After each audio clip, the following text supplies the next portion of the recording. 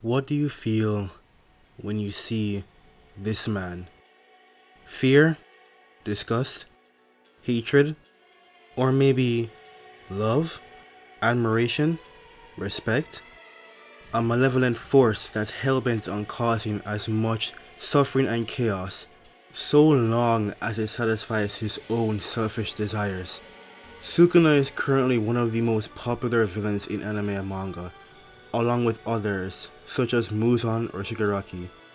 Regardless, there's no denying Sukuna's impact on the story of JJK and us the audience, may it be positive or negative. With the end of the manga having concluded, I think we can get a good idea as to what this character is about. The thing with Sukuna's character though is that he is very easy to understand, a hedonistic villain who only exists to satisfy his own pleasures. But on the other hand, he's hard to understand as well, thanks to the layers of philosophies that surround his character. So, in this video, I want to showcase the complexities of his character that lie beneath the tip of the iceberg that some people may have missed or misunderstood. A deep dive essentially.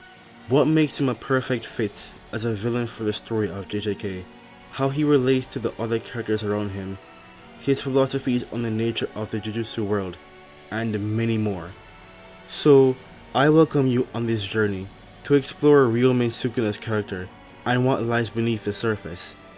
Oh, and before we start, this video will contain spoilers up to chapter 271 of the manga, basically the end of the story, so if you aren't caught up on the entire manga, please catch yourself up and come back to this video, and don't forget to like and subscribe if you enjoyed the video as well. Alright, with all that out of the way, let's get into it. Ryomen Sukuna, a deep dive.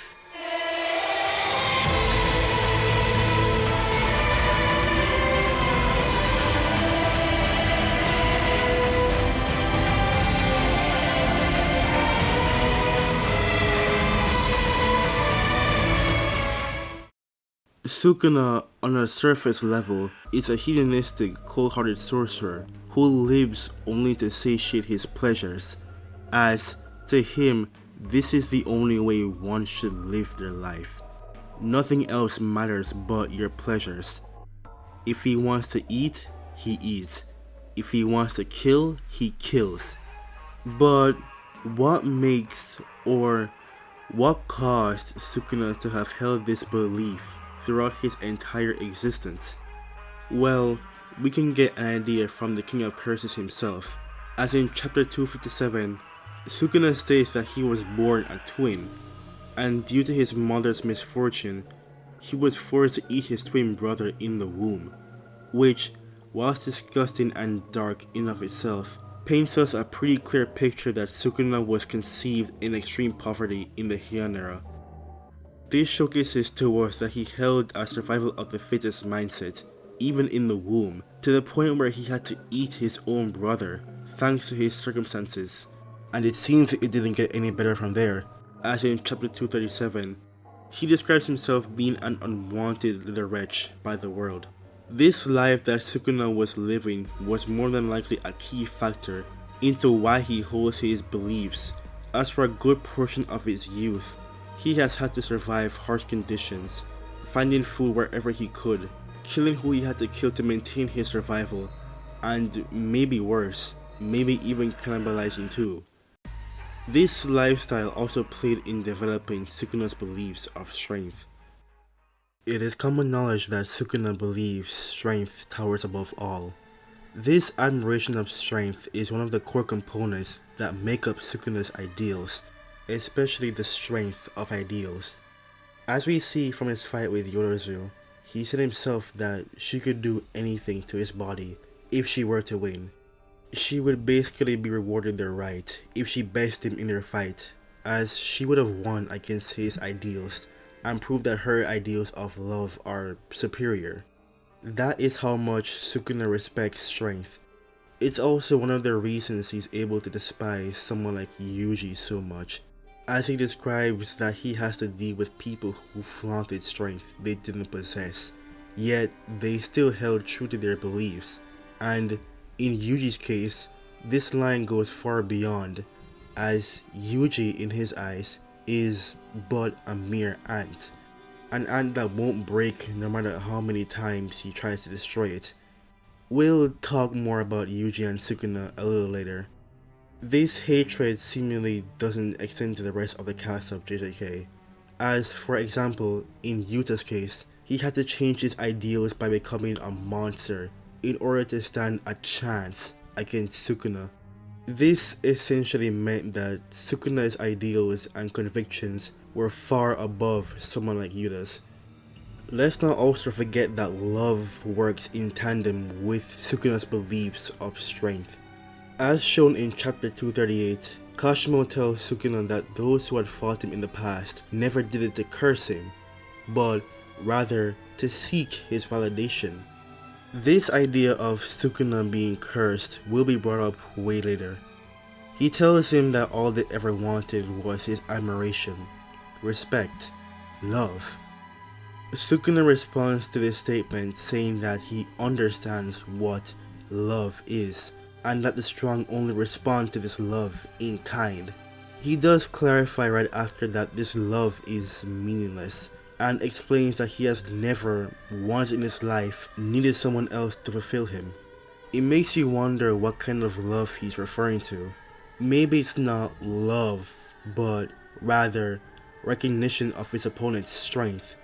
Take his dialogue towards Jogo for example, after their fight. He recognizes Jogo's strength as it's a fight that he hasn't had for a good while. He gives him his praises and Jogo gets emotional, getting praise from a higher being or deity such as Sukuna. This is maybe the love he's referring to. Or with Yorozu, where he recognizes and understands that she is powerful and gives her her praises. This idea of love and strength is a good transition into the relationship between Gojo and Sukuna, the strongest sorcerer of today and the strongest sorcerer of history.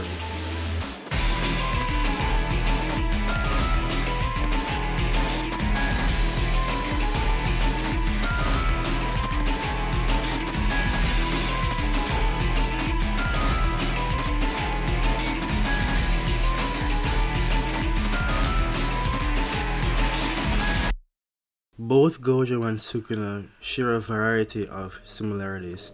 Both are considered to be the peaks of sorcery in the verse, breaking every rule in the Jujutsu book if it means showing off their otherworldly power. Gojo was born with the Six Eyes and the Limitless, hand in hand. These abilities have allowed him to gain the title of the strongest by other people. The only side effect though is that while Gojo may have these powerful abilities, this has also caused the curse of loneliness to descend upon him from birth. I have already made a video about Gojo, so if you want a more thorough deep dive on Gojo, you can watch it there. But this loneliness is a direct result of the people around him not being able to understand him thanks to his power. If, for example, Superman were to exist in real life, would you see him for more than his strength? I don't think so. This same logic applies to Gojo, so it comes as no surprise as to why the people around him don't have a good grasp on him as a person, only his strength. This loneliness and strength apply to Sukuna as well, with the only difference being that he purposefully chooses a life of solitude, unlike Gojo, which he has shown many times throughout the story. Sukuna despises the idea of depending on other people, as he views it as a sign of weakness, a weakness that goes against his beliefs of strength. There's also the famous line,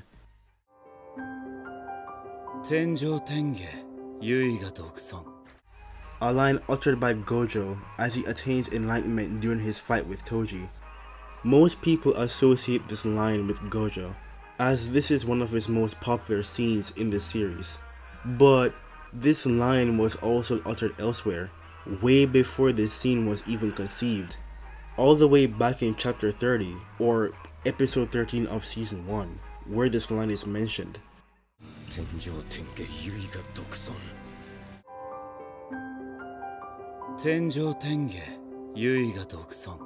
This line spoken by Nanami is directed towards Sukuna in this context. This difference is a showcase that Gojo was the one to give himself the title of the Honored One, due to his acknowledgement of being the strongest. But Sukuna never once states that line in reference to himself, not once. This is because he shows no care towards a title such as that. Sukuna has no care in being the strongest, or at least boasting about his strength. Strength is what it is. All he cares about is whether he can satisfy his pleasures or not, using said strength. Other people granted him the title of the Honored One towards him. This stark contrast is a great highlight towards their ideals of strength. One had compared himself to other people and deemed himself as enlightened, and the other did no such thing. If anything, finding the idea of comparing others to yourself as such a waste of time. Gojo and Sukuna's relationship also carries a weird sense of love. Not romantic love, obviously, but respect and understanding. In chapter 236, after Gojo's death, Sukuna gives Gojo his highest praises by explaining how he was even able to cut him in half, and by stating that he will remember him for as long as he lives. This is a fight that Sukuna hasn't had in a long time, or maybe even at all. But what about Gojo? Well, one of the main themes that surround both Gojo and Sukuna is the theme of individualism. Gojo being born the strongest, which ultimately led to no one being able to understand him, and Sukuna purposefully choosing a life of loneliness. At the airport, Gojo makes mention of the fact that he put in his all to try and make Sukuna understand him, the loneliness that comes with unrivaled power, but believes that he failed in that regard. As we see actually, Sukuna compliments him to the fullest extent. This shows that Sukuna did understand Gojo to a large degree, as he already knew that there was no one like him currently, so he already understands his loneliness. He understood that Gojo wanted to be loved by Sukuna, in which he responded in kind by giving him his highest praises at the end of their fight. So, if Sukuna respects Gojo and other sorcerers, such as Yuta, Maki, Higuruma, etc., why then does he despise Yuji so much? I'll try not to go too in depth, as I want to save some parts for a Yuji analysis. But in chapter 248, Sukuna gives us his own analysis of his disdain for Yuji, as he compares him to men long ago who had faced him, and even though they were weaklings compared to him, they still stuck true to their beliefs. He calls Yuji the heart or crux of those men, but in Yuji's case, it's different, simply because Sukuna has spent most of his time in the story trapped and bound to Yuji. Sukuna believes his ideal to be the strongest, and if you can't match up to that ideal, you are pitiful and weak.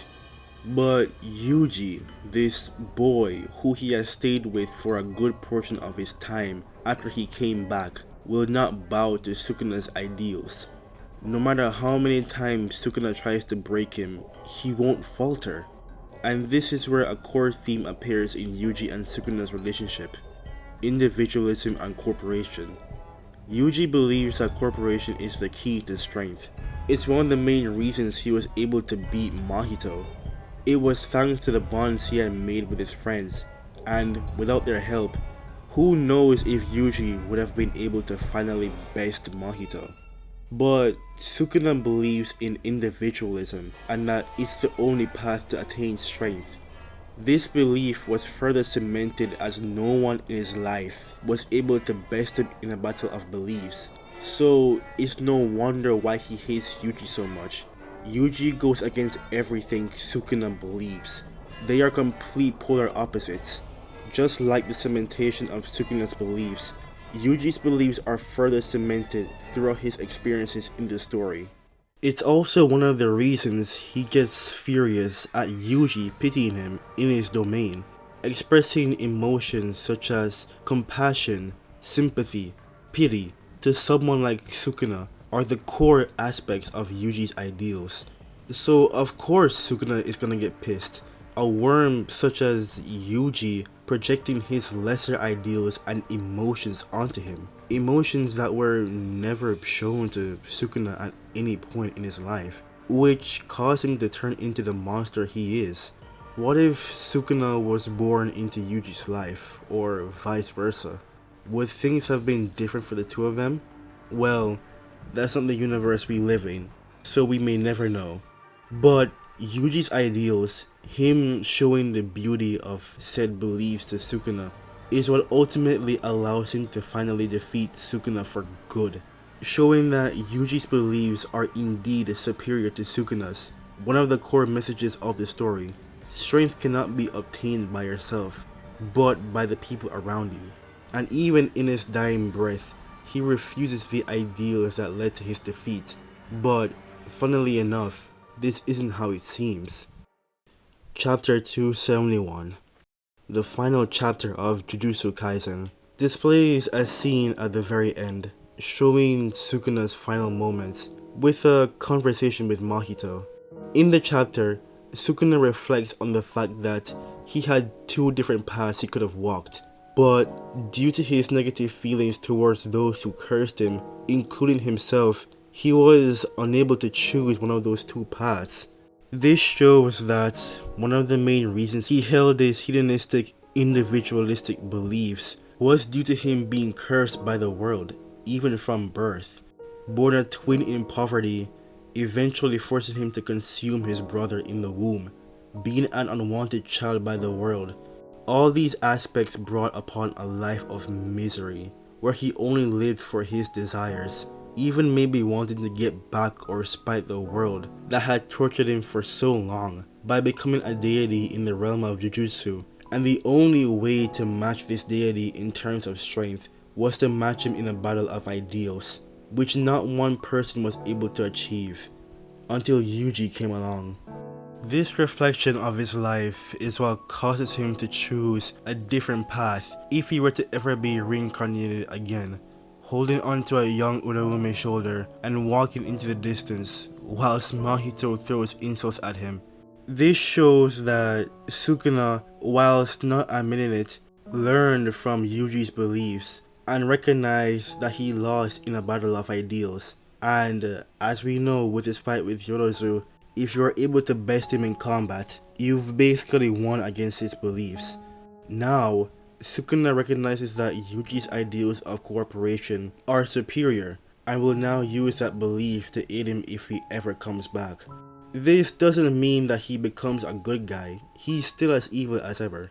He's only going to take a different approach to being evil by using Yuji's ideals. So if Sukuna were to ever come back, he will take those ideals and use them next time, until the day comes when someone bests those ideals. Sukuna is one of the most interesting characters in the story of Jujutsu Kaisen. While seemingly being one of the easiest characters to understand, he has a lot going for him under the surface. Does that make him a deep character? Well, you can make that judgment for yourself. In any case, Sukuna for me has been the most fun character to look at, as every piece of info and philosophy about him is so interesting. His views on strength, love, individualism, and how they all tie into the core themes of the story. All these aspects culminating in one of the best villains of the modern era of anime and manga, in my personal opinion. So, as usual, as with every video, if you enjoyed this video, give it a like and subscribe. I had a lot of fun making this, so I want to know what you guys think in the comments about anything really. So, with that being said, I hope you enjoyed this video, and I'll see you guys in the next one. Bye bye.